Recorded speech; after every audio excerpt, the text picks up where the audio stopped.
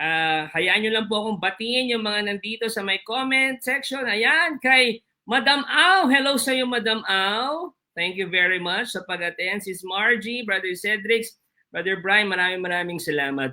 Ito lang po, before we officially start talaga, I would like to encourage everyone, if you're watching this, and if you want to bless other people, na, Brother Bars, parang ang hirap namang i-bless yung iba, parang kailangan ang laki-laki ng kailangan kong gawin. No.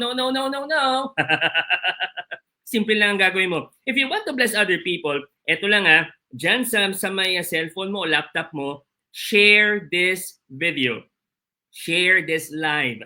Share this broadcast. Lalong-lalo na sa mga alam mong nangangailangan ng message na to. Or kahit i-share mo lang sa Facebook mo and just pray that yung shinare mong broadcast, itong broadcast na to, will lead you dun sa mga taong nangangailangan ng message na to. Alright? So, again, I want you to share this. Come on, make this time, itong oras na to, to share this live. Or, ito rin po, dyan sa my comment section, I want you to tag your friends, tag your families, tag lahat ng kakilala mo, kahit kaaway mo, mali mo, magkabati na kayo, di ba? Itag mo na sila, and then, para maka-join na rin sila sa ating feast at home. All right. Today is Sunday, July 27, 2025. It's the last day of our of July. So tapusin natin yung last Sunday ng July ng punong-puno ng blessings. If ever you are a first timer sa ating feast at home or sa feast natin, I want you to comment sa my comment section #first timer. Wag po kayong mahihiya. Opo, and then yung mga online servants natin nandyan sila, they will welcome you. #first timers. At kung okay lang din po sa inyo, pakilagay na rin po kung saan nyo po napapanood itong broadcast na to, whether sa bahay o kaya naman kung taga-saan kayo, kung nasa bus kayo, ilagay nyo lang po dyan. And our online servants will welcome you. Alam nyo po, ito atin lang to sa mga first timers nandito. Yung mga online servants natin, excited yan. Excited silang mag-welcome. Oo, kaya para ma-release din ang excitement na yan. I-comment nyo dyan sa may comment section, first timer, or #first timer. Alright? Ganun na rin po. Okay? Sa ating mga nandito sa online natin, I want you also to ilagay dyan, saan nyo ba napapanood to, or kung team replay ba kayo o team live, o sabihin nyo lang din po dyan sa may comment section. Alright! Let's do this, friends. Let's pray our favorite prayer at the feast. And as we pray this prayer, as one family, as we pray this prayer dito online, I want you to declare every word na sasabihin nyo. Ayan. SD po Ninong, sabi ni Amaraya. Hi Amaraya sa aking inaanak. Hello. Hi kay Lyrica Melton, first timer. Welcome! This is now your home. Thank you. Hope to see you next week sa City Mall sa on-site natin if ever you are available. But again, you are welcome here. This is now your family, whether you like it or you will love it. And speaking of family, as one family, let's pray our favorite prayer at the feast. Eto na. Let's make the sign of our faith slowly and meaningfully. As we say, in the name of the Father, and of the Son, and of the Holy Spirit, amen. All together, we pray and declare, today I receive all of God's love for me. Today I open myself to the unbounded, limitless, overflowing abundance of God's universe. Today I open myself to God's blessings, healing, and miracles. Today I open myself to God's word so I become more like Jesus every day. Today I proclaim that I am God's beloved. I am God's servant. I am God's powerful champion. And because I am blessed, I am blessing the world. In Jesus' name, amen and amen. Friends, this is the word of God that tells you, be still and know that I am God. If it's okay sa inyo, ganito ko na lang siya hahawakan kasi nawawala sa background. But again, I encourage you, wherever you are, you extend your hand to the word as a reverence. We sing, Thy word is a lamp unto my feet and a light unto my path. Amen. Amen. Hi, Brother Joel. Sis Myla, warm welcome din. Again kay Lyrica. Sis Lyrica, I hope I pronounced your name right. Maraming salamat for joining us today. I would like to share with you our key passage for today's talk. Ito po ay galing sa Mark chapter 4 verses 35 to 41. And I believe sa inyo, you are familiar. Most of you siguro dito, you are familiar with this story. Mark chapter 4 verses 35 to 41. Or if ever you are not familiar with this story, I know you can relate with this story. I know you can connect with the story. I want you to open up your hearts to God's word and receive his message, because his message will change your life for the better. It's not an accident that you are joining us online. Merong mensahe sa'yo si Lord. So open your heart to God's word, to God's message. Let's read Mark chapter 4, verses 35 to 41. It says there, that day when evening came, he said to his disciples, let us go over to the other side. Leaving the crowd behind, they took him along, just as he was in the boat. There were also other boats with him. Verse 37, a furious squall came up and the waves broke over the boat so that it was nearly swamped. Grabe, na-imagine nyo. I want you to imagine habang binabasa natin to kung anong nangyayari dyan. Jesus was in the stern, sleeping on a cushion. The disciples woke him and said to him, Teacher, don't you care if we drown? He got up, rebuked the wind, and said to the waves, Quiet! Be still. Hi, Rachel. Hello sa'yo. Then the wind died down, and it was completely calm. He said to his disciples, Why are you so afraid? Do you still have no faith? They were terrified and asked each other, nagbulungan sila, Who is this? Sino ba to? Even the wind and the waves obey him. Alright. Na-imagine nyo yung nangyari? Merong matinding bagyo. Yan, bagyo. Nasa gitna sila ng dagat. Grabe, Brother Martin, Sis Dolly, na-imagine yung nangyari doon. My dear Feast Dagupan family, welcome to our very special talk. We are live online via Feast Dagupan Facebook page and YouTube channel. Again, maraming salamat po for feasting with us online. Baka nagtataka po kayo, yung iba sa inyo siguro, bakit tayo online? Well, meron pa rin pong pagbaha. And we continue to pray na humupa na yung pagbaha.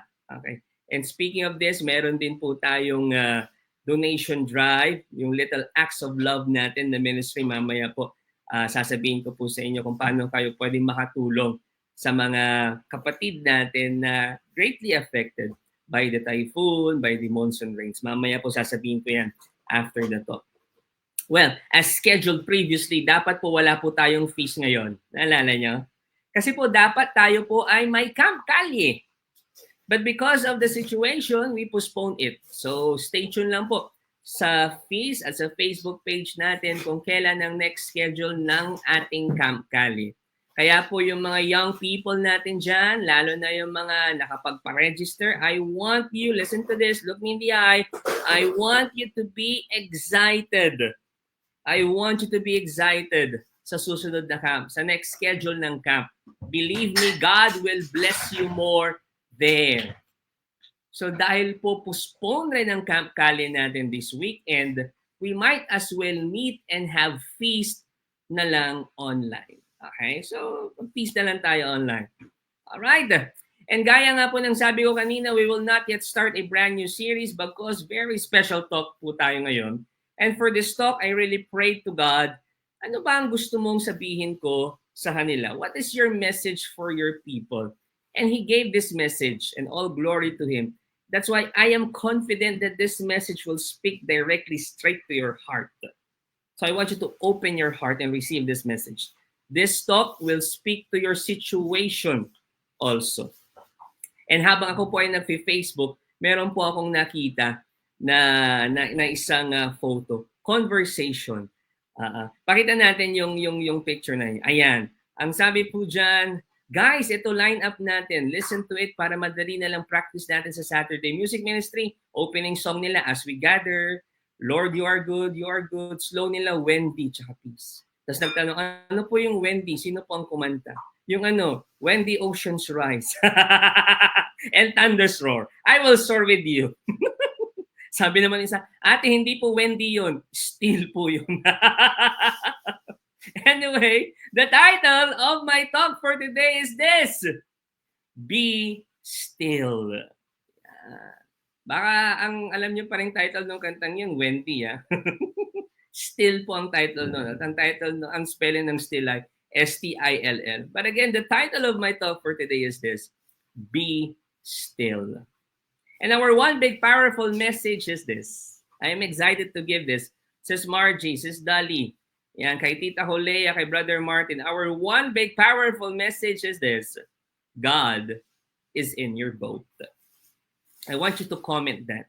God is in your boat. Come on, comment that sa may comment section. Kahit sa ngayon, hindi nyo pa ganun maintindihan, mamaya po, mas may explain ko yan. But I want you to comment that sa may comment section. Whether you're in YouTube or in Facebook, I want you to comment that God is in my boat. God is in your boat. God is in your boat. God is in your boat. That's our one big powerful message today. Brother Bars, anong ibig sabihin yan? Mamaya po, you will understand bakit yan ang ating one big powerful message. Are you ready to hear God's word for you today? Naririnig ko yung sigaw nyo. I love that. If you're ready, pakitype sa comment section, I am ready, I'm ready, or ready. Come on! Yun hi, kay Tita Lydia de Guzman. Ayan, Chelsea, God is in your boat. Brother Joel, yes, yes, yes. Come on, let's do this. If you're ready, come on, comment sa my comment section. Ready, ready, ready, ready. Ready na, Bobby. Uy, gusto ko yun. Let's do this. Now, eto na. Balikan natin yung binasa natin. And I want us to focus on verses 37 and 38. Papakita natin yan. Ang sabi doon, verse 37, a furious squall came up. Ano yung furious squall? Hindi ko rin alam. Google ko muna. Ang gandang gamitin lang. The joke lang. Bagyo. Matinding bagyo. Yan. Imagine nyo na yan. And the waves broke over the boat so that it was nearly swamped. Biglang munti ka ng tumaob. Grabe yung lakas ng... Ganito talaga, di ba? Ganito yung bangka. Yung ganyan, umaalog-alog dahil sa lakas ng hangin ng alon. Muntik pang tumaob. Verse 38, ito matindi. Tingnan yung verse 38. Jesus was in the stern. Anong ginagawa niya? Sleeping on a cushion. Tulog. Naugip. The disciples, ginising siya, woke him and said to him, Teacher, ano ba? Don't you care if we drown?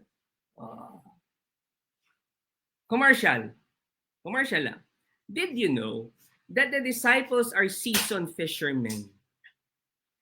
Ninang Elizabeth, Sis Dolly, did you know that the disciples are seasoned fishermen? Ano ibig sabihin niyan, Brother Bars? Ibig sabihin, sanay na yung mga yan sa bagyo.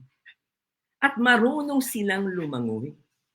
So hindi ba kayo nagtataka kung seasoned fishermen tong mga to, bakit sobra ang takot na naramdaman nila nung time na yan?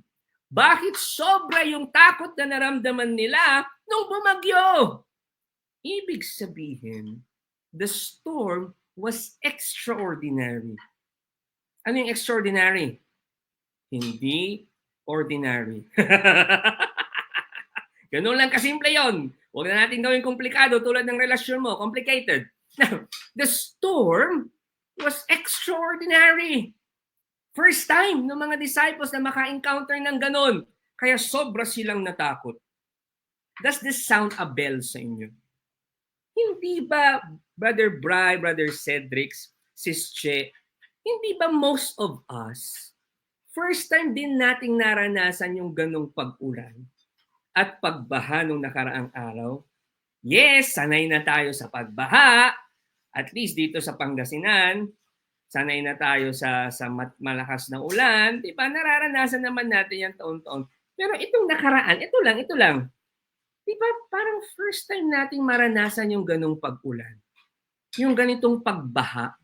Alam niyo po, ang dami kong nakita sa social media na it was their first time na mabaha. For a very long years, for how many years, it was their first time na mabaha ulit. Yung iba naman talagang very, very first time nilang mabaha. Very first time silang mapasukan ng bahay nila. Very first time na mas malalim yung pagbaha kaysa dati. Kaya kahit na yung iba sanay na sa pag-ulan na ganon, natakot pa rin. Kaya ang daming natakot, ang daming na-anxious, ang daming na-stress. Let me go back dun sa verse na binasa natin. Sila ay nasa boat. Tama? The setting was the boat. Ganyan. Nasa bangka. The boat symbolizes life. I want you to think about that. Kasi po, mangingisda ang most of the disciples. Yun ang hanap buhay nila. Okay? The boat symbolizes life. So, now, balikan natin. They were in the boat and there was a storm and Jesus was sleeping.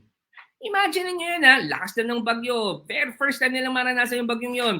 Pero si Jesus, tulog. Pakitype nga po sleeping.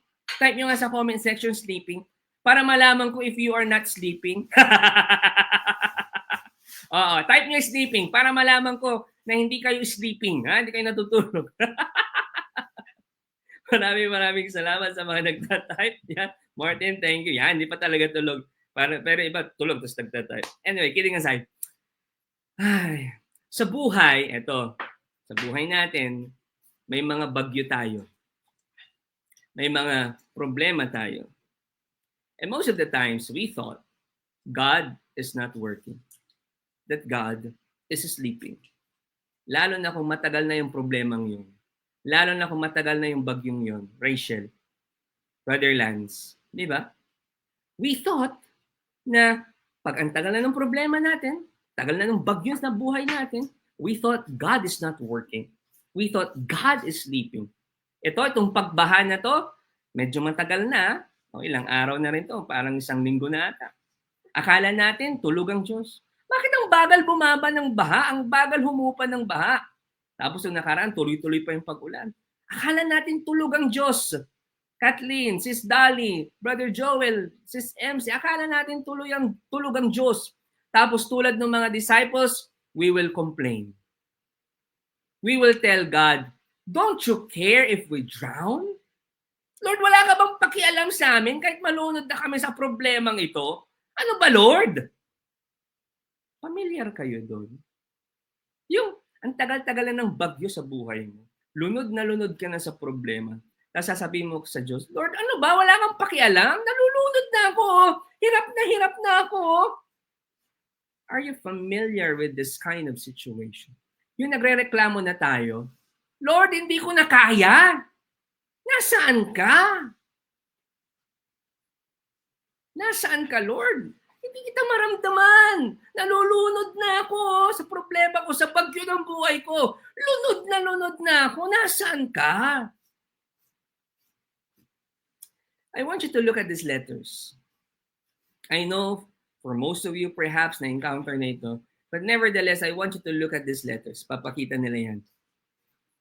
What phrase ang nabuo ninyo? Anong phrase ang nabuo nyo? I want you to comment that sa my comment section. Anong phrase ang nabuo ninyo? Yung una ninyong nakita na phrase. I want you to comment that sa my comment section. Come on? Okay, Maya, type nyo lang. Yan, ano ang phrase? Some of you, yan, maraming salamat sa mga nag-type. Some of you, ang unang nabasa siguro, God is now here. Yung iba, God is nowhere.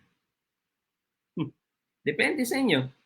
Iba sa inyo, God is now here. Yan, sila si Smila, Brother Martin. Yung iba siguro, ang nabasa, God is nowhere. My dear Feast the Gupan family, dun sa tanong natin na nasaan ang Diyos sa lahat ng ito? Nasaan ang Diyos sa bagyo sa buhay natin? Nasaan ang Diyos when we encounter problems? The answer is this: God is now here. God is now here. God is in our boat. God is in our lives. He is in the now and here. I want you to absorb that. Nagtatanong ka, nalulunod ka na sa problema mo, Sis Dolly, Brother Lance, Sis Rachel, nasaan na ang Diyos? Hindi ko na alam ang gagawin ko. Nasaan ka? The answer, God is now here. God is in our boat. God is in our lives. He is here. I want you to absorb that. Kindly chat sa my comment section. God is in my boat. Come on. I want you to declare that. Do not just type it, but declare it there. Damnamin mo. Absorb mo. God is in my boat. I want you to comment that. Sa akin, Tita Leia, kay Cedric, come on. God is in my boat. God is in my boat. YouTube, Facebook, God is in my boat. I want you to type that sa comment section and declare that. It will calm you. God is in my boat. Woo! Grabe! You see, I love this verse, yung verses 37 to 38 ng Mark chapter 4. Ay, gustong-gusto ko yung verse na yan. Gustong-gusto ko. Bakit? Ito po. Because Jesus was sleeping, Chelsea. Gustong-gusto ko yung verse na yan kasi Jesus was sleeping. Oh. Bakit naman, Brother Bars? Kasi gustong-gusto ko rin matulog. but kidding aside, okay. Kaya ko gusto yung verse na yan because it goes to show that Jesus is telling us that He is sovereign. Maki Hearty. Mami ni Martin, hello. Thank you very much. Ninong Benjamin, thank you. Ang ganda ng verses na yan because Jesus is telling us He is sovereign. Type nyo nga sovereign. Hindi souvenir, Iba yun, iba yun. Anong ibig sabihin yan? It means God is in control. Jesus is still in charge. God is in control and Jesus is still in charge. Papakita nila yan mamaya sa slides natin. Yan ang ibig sabihin ng verses 37 to 38.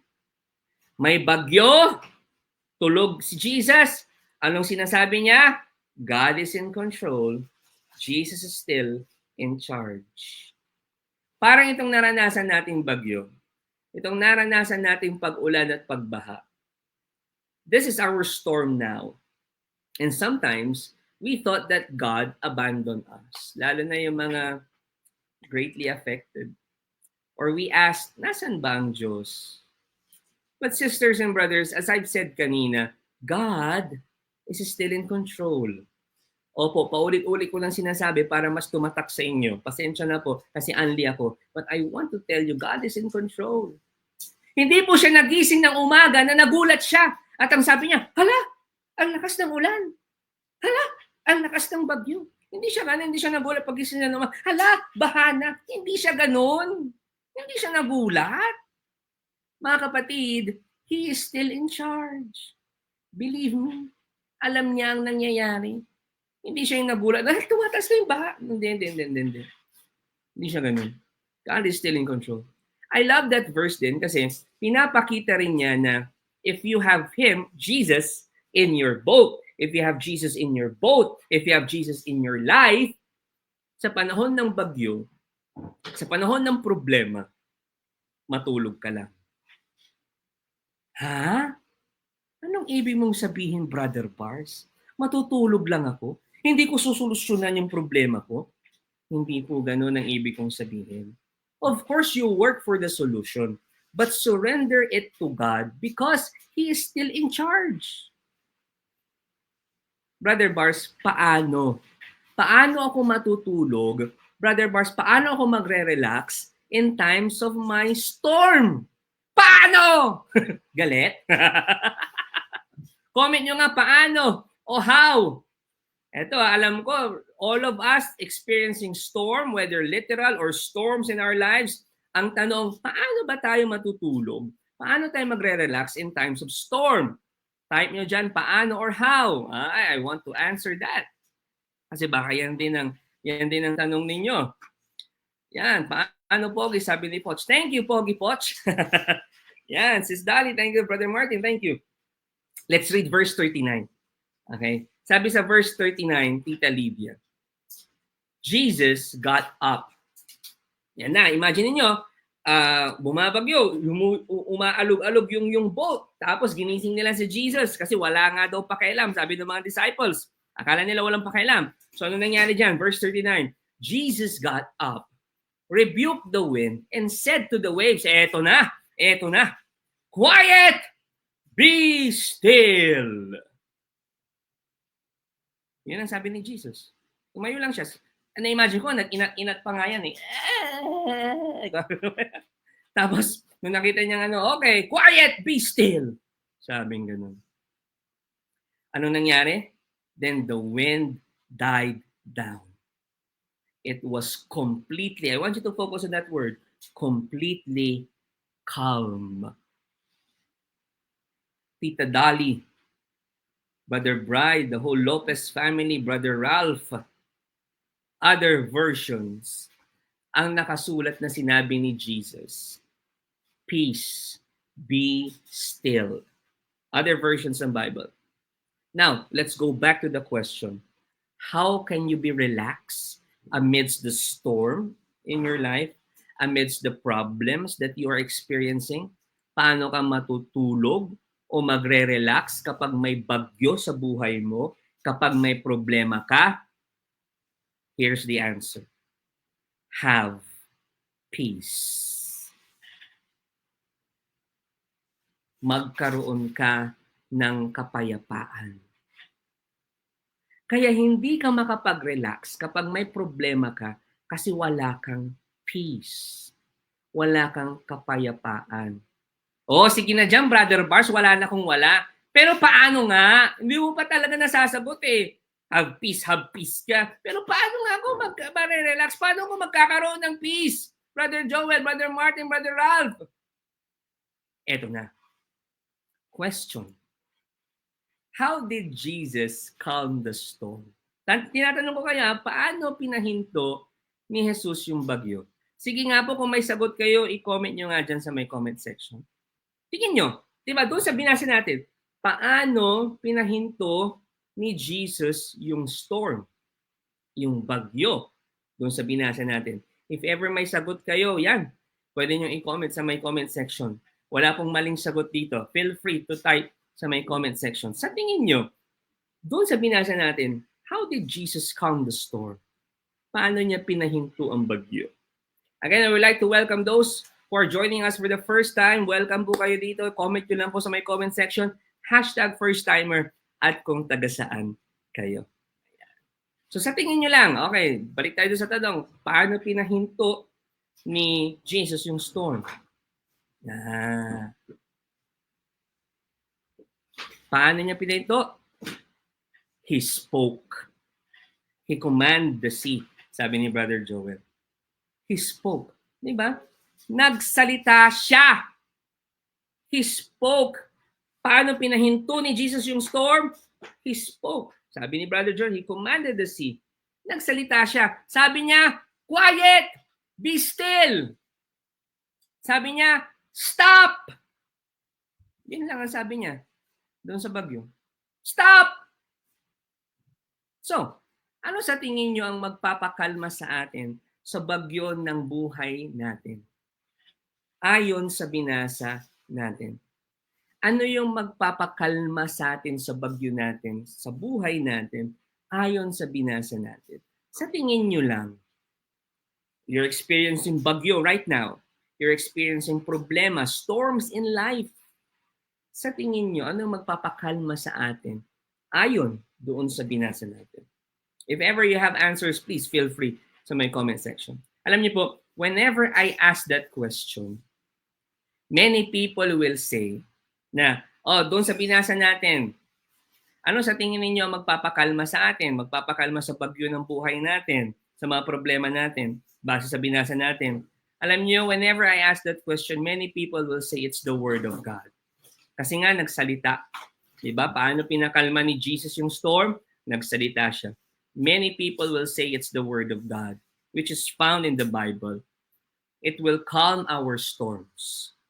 Pansin niyo, pag nagbasa ka ng Bible, di ba, it will calm you. Just like Jesus telling the sea, stop! Be still!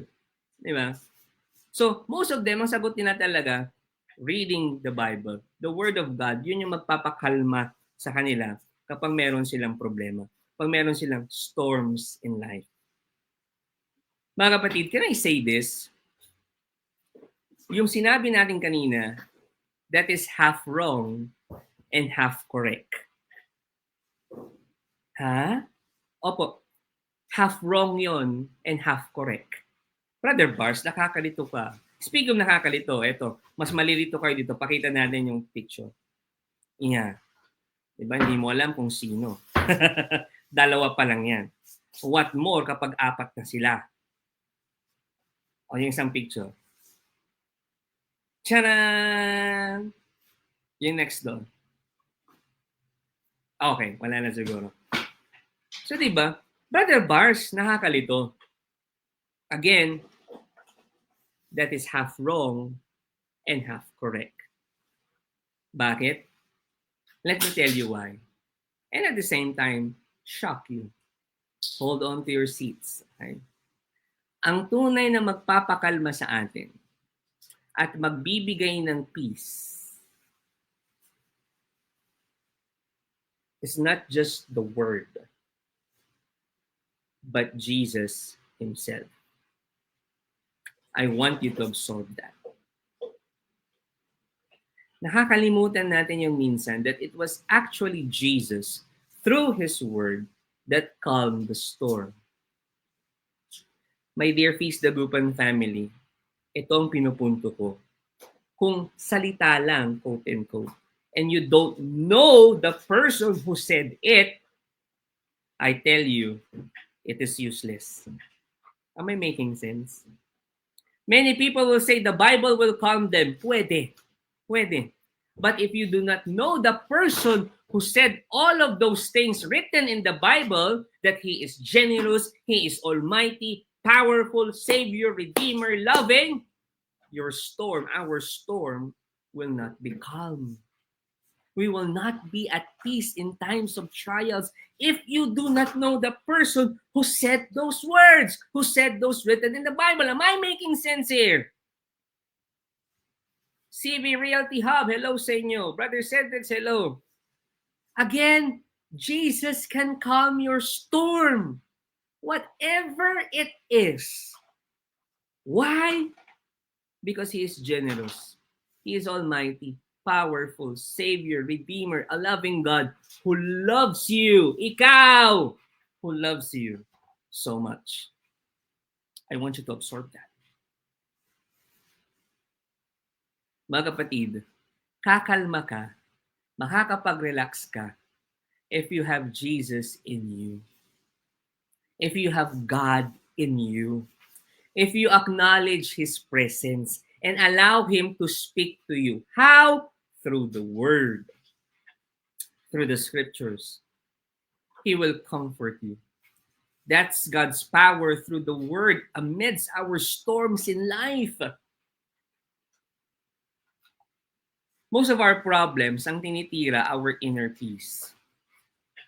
Allow God to talk to you, heart to heart, and tell you, be still. I am in charge. Relax ka lang. Huwag kang matakot. Huwag kang matakot. Inner peace ang tinitira ng storm sa buhay natin. But God is telling you, relax ka lang. I am still in charge. Huwag kang matakot. Huwag kang matakot. Huwag mabahala kung bumuhos ang ulan. Anumang pagsubok may dahilan. Minsan walang kasagutan. Sa gitna ng unos, pangako niya'y di ka iiwanan. Ilang ulit ng kanyang napatunayan. Ililigtas kanya. My dear brothers and sisters, He is still in charge. Always in charge. Have peace. Have peace. Perhaps some of you would also say that aside from reading the Bible, okay, na magbibigay ng peace sa atin, going to Mass, attend church service, attending the feast, praying the rosary, can calm your storms in life. Agree po ako doon. Okay? Agree po ako doon. These are important. We are so much blessed by God kasi binigay niya ito sa atin. But, listen to this, look me in the eye. But we have to remind ourselves of the X factor. And who is that? Jesus. Na kapag inalis mo si Jesus sa lahat ng ito, sa equation, walang saysay yung mga iyon. Walang saysay ang pagsisimba mo, walang saysay ang pagdadasal mo ng rosaryo, walang saysay ang pag-attend mo ng feast, walang saysay pati yung sinasabi sa Bible. Walang saysay ang sinasabi, kaya't hindi mo mawari. Kaya minsan, hindi mo maintindihan yung nasa Bible kasi walang saysay. Kasi nga, inalis mo si Jesus sa equation. On the opposite side naman, if you put or acknowledge Jesus in everything you do, you will be calm. You will be calm. Why? Because it's not what you do. It's who's with you. I want you to absorb that. It's not what you do, Brother Joel, Sis Dolly, Dessa. It's not what you do. It's who's with you. Sisters and brothers, peace is not the absence of problems or storms in life. Peace is the presence of Christ amidst your problems or storms in life. I want you to absorb that. Peace is not the absence of problems, of storms. There will always be problems. There will always be storms in life. Peace is the presence of Christ amidst your problems and storms in life. Amen. We pray, Jesus, thank you for your word. Thank you for calming our hearts, calming the storms in our lives. Today, Jesus, we will trust you more because you are sovereign, because you are in charge. And we declare that the storms in our lives will be calm because you are in our boat. You are in our lives. We declare that. In your name, Jesus. Amen and amen. Sing to the word. You honor the word. Thy word is a lamp unto my feet and a light unto my path. Amen and amen. Again, I want you to declare there in my comment section, God is in my boat.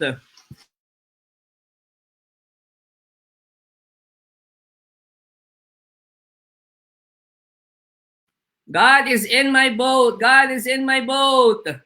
God is in my boat. I want you to declare that in your life, in your boat. Amen and amen. I would like to share with you 4 practical ways on how to have a calm spirit. 4 practical ways on how to have a calm spirit. Bars, why practical? Spiritual dapat. Well, here's my belief. Faith without action is dead. It's useless. Sabi sa James 2:26. Again, it's not what you do, but who's with you if you're doing this. Nasusundan niyo, ho? It's not what you do, but who's with you when you're doing this practical ways. Naalala ko yung wedding at Cana. By the way, kapag narinig niyo yung wedding at Cana, nung unang-unang naalala ninyo, pa-comment nga po. Hi, Danica. Yan, Desiree. Pa-comment nga. Ano ang una niyong naalala when you hear the story, when you read the verse or chapter ng wedding at Cana? Tingin niyo. Hey, Kathleen, Sis Dolly, Brother Martin, wine, sabi nila. Diba? The first miracle of Jesus. It happened at the wedding at Cana. First ever miracle ni Jesus. Pero hindi ba kayo nagtaka? Brother Martin, Brother Jong, Sis Myla, and yung mga feasters natin, hindi ba kayo nagtataka or nagtaka? What's so special sa kasal na yun? Bakit doon ginawa ni Jesus yung kauna-unahan niyang miracle? So special yun, di ba? Pero what's so special sa wedding na yun? Bakit doon niya ginawa yung kanyang kauna-unahang miracle? Actually, wala. Wala. Sa sobrang ordinary ng kasal na yun, ni ultimong nagsulat ng gospel na si John, hindi niya sinabi kung sinong ikinasal. Diba? Kasi sobrang ordinaryo ng kasal na yun. Sobrang ordinaryo. Ni ultimong si John, hindi niya nga sinabi kung sinong kinasal eh. Pero bakit Jesus performed his first miracle there? Bakit? Hindi naman bongga, hindi naman special yung kasal na yun. But why did Jesus perform his first miracle there? Di ba kayo nagtataka? Let me read to you why. John chapter 2, verses 1 to 2. Ito ang sagot. On the third day, there was a wedding at Cana. Papakita nila yan sa screen natin, slides natin. There was a wedding at Cana in Galilee. And the mother of Jesus was there. Jesus also was invited to the wedding with his disciples. Jesus also was invited to the wedding with his disciples. Invited. Comment nyo nga invited. Invited. Jesus, my dear Feast Dagupan family, listen to this. Huwag niyong palagpasin to. Jesus performed his first miracle there sa ordinaryong kasal na yon because he was invited. Jesus performed a miracle in the ordinary because he was acknowledged. He was invited. Nasusundan niyo ako? The ordinary became extraordinary. Why? Because they invited Jesus there. They acknowledged the presence of Jesus there. So, in this practical ways, in these ordinary ways na i-share ko sa inyo, Jesus will also perform a miracle in your life as long as you invited him. As long as you acknowledge his presence. All right? So here are the 4 ways. If you want to screenshot this or write it, go ahead. Feel free to do it. Number 1 is this. 4 practical ways on how to have a calm spirit. Number 1 is this. Remember one huge trial you overcame. That's number 1. If you want to have a calm spirit, remember one huge trial you overcame. Yung isang trial, isang pinagdaanan mo na grabe at nalagpasan mo. Pinagdaanan mo talaga siya, tapos nalagpasan mo. Yung sobra, yung matindi, challenging, yung pinagdaanan mo, tapos dalagpasan mo. Remember that. Alalahanin mo yon. Remember one huge trial you overcame. Parang ito, ay matindi to. Grabe ang pinagdaanan nito. Pakita natin yung picture. Oh, di ba? Grabe ang pinagdaanan niya, di ba? Recall a severe crisis in your life na nangyari 5 years ago, 10 years ago, 15 years ago, o mas matagal pa. Remember a severe storm sa buhay mo na nangyari ilang taon na natapos na. A crisis, a storm that you thought hindi mo masosurvive. Problema na akala mo hindi mo masosurvive. Perhaps you lost a job. O kaya nag-fail yung business mo. O kaya nawalan ka ng maraming pera. O kaya nagkasakit ka. O kaya niloko ka ng kaibigan mo. O kaya niloko ka ng jowa mo. O kaya namatay yung mga mahal mo sa buhay. Hindi ko alam, but remember that. Yung akala mo katapusan na, akala mo finish na. Remember that one problem, one trial. But when you thought God was not there, akala mo wala ang Diyos, He came. He rescued you. He restored you. He refreshed you. Di ba? Alalahanin mo yun. For you to have a calm spirit in times of bagyo sa buhay mo. Pwede mo ring alalahanin ito. Yung mga bagyo sa buhay mo o bagyo o pinagdaanan na problema ng mga mahal mo sa buhay na nalagpasan na nila, na na-overcome nila. Pwede mong alalahanin din yun. Ako meron akong inaalala na pinagdadaanan ko. Kapag may pinagdadaanan ako, inaalala ko to kapag may pinagdadaanan ako. Ito yung pinagdaanan ng lola ko. Kwento to ni Inang. Pakita natin yung photo. This is Inang. Si Inang po ay nanay ni Papa. Okay. Lola ko po. Mama po ni Papa. And nagkukwento rin siya dati na nung panahon ng Hapon, grabe, World War II. Yung crisis nila, yung bomba na uhulog. Imagine nyo yun ha. Tapos yung mga sundalo daw nagbabarilan sa daan. Tapos maraming negosyo ang nagsara. Maraming nagugutom. Imagine that ha. Yung di mo alam, nakatayo ka, hindi mo alam, baka mahulugan ka ng bomba. So natatakot ka. Yun yung sitwasyon nila. Yun yung crisis nila that time. Yun yung bagyo sa buhay nila that time. Na nagugutom sila, ang daming negosyo nagsasara. Takot silang lumabas kasi maraming nagbabarilan. Yung parang feeling nila walang safe kahit saan sila pumunta. Alam nyo, compared sa mga problema ko ngayon, yung problema o bagyo nila dati, yung pinagdaanan nila dati, mas worse. Diba? Mas mabigat yun. Mas worse yun. Hindi mo alam kung safe ka pa kahit saan ka pumunta Mas mabigat yun. But their storm ended. Yung trial nila, natapos. Natapos yung problema rin nila. Natapos yung crisis nila, nalagpasan nila. Natapos yung pinagdadaanan nila. And here's the thing. Look me in the eye. O kung palagpasin to. Your storm will also end. The crisis that you're experiencing now will also end.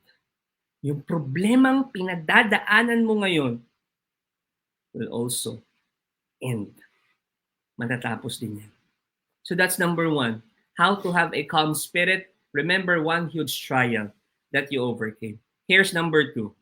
Write 5 blessings every day. Magsulat ka. Isulat mo yung mga blessings mo. Alam ko ang dami mong blessings. Isulat mo yan. Isulat mo yan. Parang ito. Pakita natin yung picture. Ang sabi dyan, Charan! Yan. So habang prepare nila, again, that's number 2. Yan. Magsulat ka. Write 5 blessings. Sabi dyan, love. Bakit love? May sinulat akong kanta para sa iyo. Kilig-kilig. Ang sweet mo naman. Patingin nga. Pakita natin. Kanta. Di ba? Again, write 5 blessings every day. Brother Bars, 5 lang. Marami akong blessings. Alam ko. Kung ganon, isulat mo lahat. You can write more than 5 blessings every day. Basta minimum of 5 blessings araw-araw. Sulat mo. Sulat mo. mawawala yung takot mo. It will calm your storm sa buhay. It will calm your heart. Gratitude is so powerful that you cannot be grateful and complaining at the same time. You cannot be grateful and doubtful at the same time. You cannot be grateful and afraid at the same time. You cannot be grateful and angry at the same time. Friends, that's the power of gratitude. Power of gratitude. So grab your notebook or your journal. Simulan mo na ngayon, or kahit dyan sa phone mo, maglista ka ng 5 blessings na you are grateful for. Subukan nyo ngayon. Brother Ralph, Brother Dennis, yan. Subukan nyo ngayon. Umpisan nyo ngayon. Alam nyo, I always say this to people, and my goodness, ang amazing ng results. Minsan, sinisend nila sa akin yung mga sinusulat nila, and they will tell me na bago ang pananaw nila sa buhay. Their fear vanished, and they saw their future in a totally new way. Grabe, no? Simple lang yan, ha? Kayang-kaya nyo yan. Magbabago ang tingin mo sa buhay. Because gratitude is so powerful. We have that power. Nakalimutan lang natin gamitin. And mind you, paalala lang hindi kailangan ng malaking blessings o kaya bonggang blessings. The smaller the blessings, the better. Mas maliit, mas maganda. Sulat mo lang. Bakit? Because sometimes, yung mga smaller blessings na yan are the things we take for granted. Hindi natin namamalayan na, uy, blessing pala yun, yung small blessing na yan. Diba? Yung mga small blessings na nakakakita ka pa ngayon, nakikita mo yung kapugihan ko ngayon. Blessing yan. Ano ba? Nakakakain ka pa, nakakanguya ka pa, nakakalunok ka pa, nakakarinig ka pa, nakakagalaw ka pa, nagagalaw mo pa to, tapos ito, tapos ito, tapos ito, tapos ito. Nasusunod nyo, ang dami! Small blessings. Write it down. Believe me, pag pinagtuloy-tuloy mo to, it will calm your heart. Celebrate your blessings. Thank God for who you are. Alam niyo itong number 2, itong sinishare ko sa inyo, will change your worldview. It will change your attitude. It will change your inner disposition. After doing this, you will realize how loved, how blessed, how special you are. Marirealize mo yun, believe me, and slowly you will start thinking very differently. Mag-iibang pananaw mo sa buhay. Gawin mo to, kayang-kaya mo to, simple lang ito. Here's number 3. Do oak every day. O-A-K. Brother Bars, ano ang oak? One act of kindness. That's oak. One act of kindness. Do oak every day. Do one act of kindness every day. If you want to have a calm spirit, if you want to calm yourselves, do oak every day. One act of kindness. Today, God is giving you hope. And what is hope? Hope is not just being optimistic. Hope is not just positive thinking. Hope has a name. And his name is Jesus. That is hope. That's why we are hopeful. Hope is not just optimistic. Oy, kaya natin to. O kaya positive thinking. Hindi, mangyayari nga. No. That is not hope. Hope has a name. And his name is Jesus. Pakita natin na matagal yun. Hope has a name. And his name is Jesus. I want you to absorb that. Remember what I told you kanina? Jesus calms our storms. He is our X factor. That's why our hope is Jesus. Many people, akala nila, if you do not have problems, or if you have less problems, you will be happy. Marami po akong nakilala na maraming problema, patong-patong ang problema, pero still masaya. Dami kong kakilalang ganun. The happiness of a person doesn't depend on how big, how many his problems are. Hindi doon. The secret to happiness is hope. That's the secret to happiness. When there is so much hope in you, you will be happy. Pakita natin, the secret to happiness is hope. When there is so much hope in you, you will be happy. Because even though you are experiencing trials today, You believe that God is in your boat. You believe that God is in your boat. Kahit na you are experiencing trial today, the secret to happiness is hope. And hope is Jesus. And Jesus is in your boat. That's why you are happy, even though you are experiencing problems. Because God is in your boat. Jesus is in your life. He is hope. Friends, hope is important for survival and on any kind of success. And there are two kinds of hope: the one that takes away your hope and the one who gives hope. Two kinds of people, persons: the one who takes away your hope or the one who gives hope. Mga kapatid, alin kayo doon? The one who takes away hope or the one who gives hope? I hope and pray that you are one of the people who gives hope. This year, the church celebrates Jubilee Year, and the theme is Pilgrims of Hope. We are called not just to have hope. We are called not just to have Jesus in our boat, in our life. No, no, no. Hindi lang yun yung call natin. Our calling is to share hope to others, to share Jesus to others, to be a Jesus to others. How? By simply doing oak every day. By simply doing one act of kindness every day. At least one simple act of kindness every day. Nalulunod ka na sa problema mo. You want to have a calm spirit. Do oak every day. It will calm you. Number 4, last. Thank God for your future blessings. That's number 4. Listen to this. Again, those are the 4 ways on how to have a calm spirit. Pakinggan niyo po ito. Yung pinagdadaanan mo ngayon, yung bagyo sa buhay mo ngayon, pakinggan mo to. Madam Aurea, Sis Chet, Brother Ralph, one day, yung pinagdadaanan mo ngayon, one day, it will pass. Lilipas din. Matatapos din. Kaya nga ang tawag pinagdadaanan. Kasi dadaanan mo lang. Hindi yan yung destinasyon mo. Kung destinasyon mo yan, o di pinagdidestinasyonan. Pero hindi. Pinagdadaanan. So, ibig sabihin, dadaanan mo lang. Lilipas din yan. Yung bagyo mo ngayon. Yung pinagdadaanan mo ngayon. But the question is this: will you come out of that storm a better version of yourself? Yan ang tanong. Kasi yan, lilipas din talaga yan. Pero ang tanong talaga, hindi yung tanong kung lilipas ba yun o hindi, matatapos ba o hindi. Hindi yun ang tanong. Kasi matatapos din yan, lilipas din yan.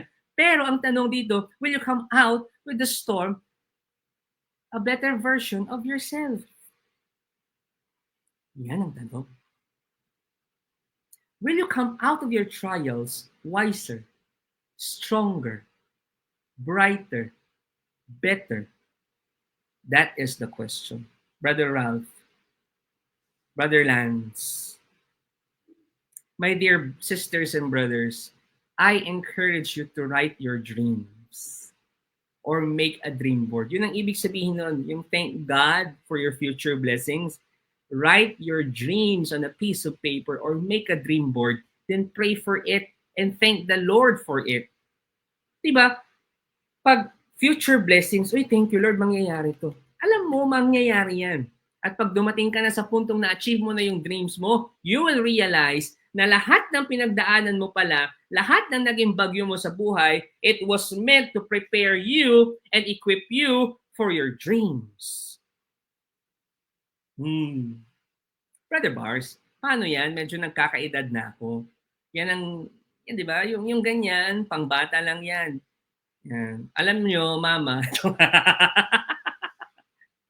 alam nyo, mother, father, Ninong Bench, yan. Ninong Elizabeth, mga nandito. Binanggit talaga. Tita Agnes, yeah. Listen to this, As long as we are alive, we keep on dreaming. And of course, achieving it.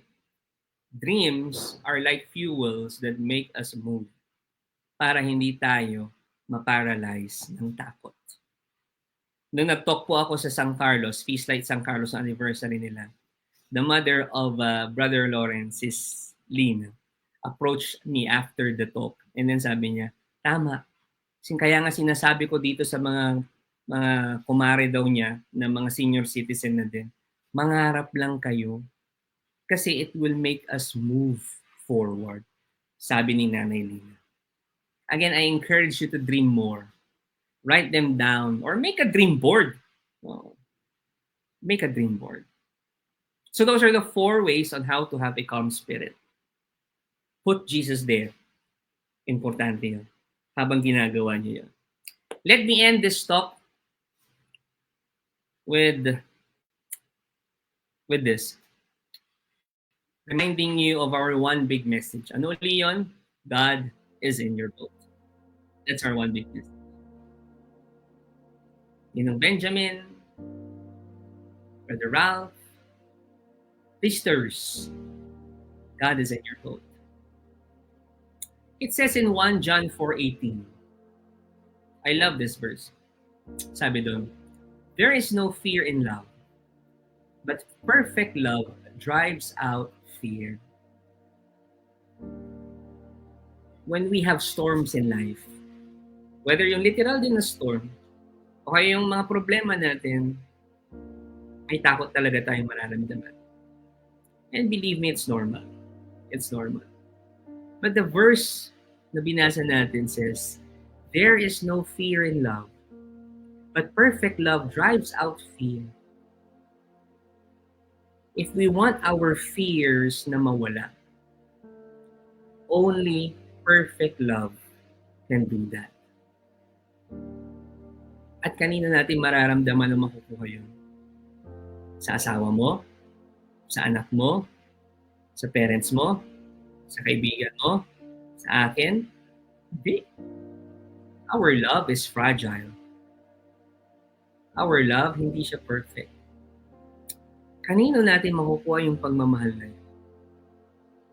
For us na mawala yung mga takot natin, we can only get that love, feel that love sa Diyos, kay Jesus.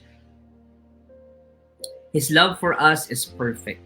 And if we accept that love and believe in that love, lahat ng takot natin mawawala. Because He is in our boat.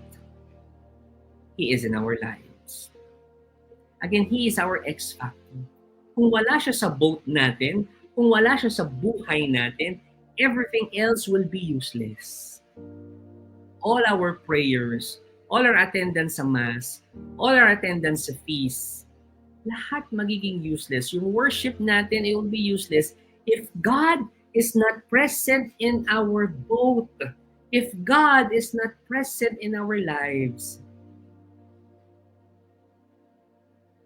Alam niyo, Brother Martin, Doc Mary, Sis Dolly, Brother Bry, Brother Ralph, alam niyo,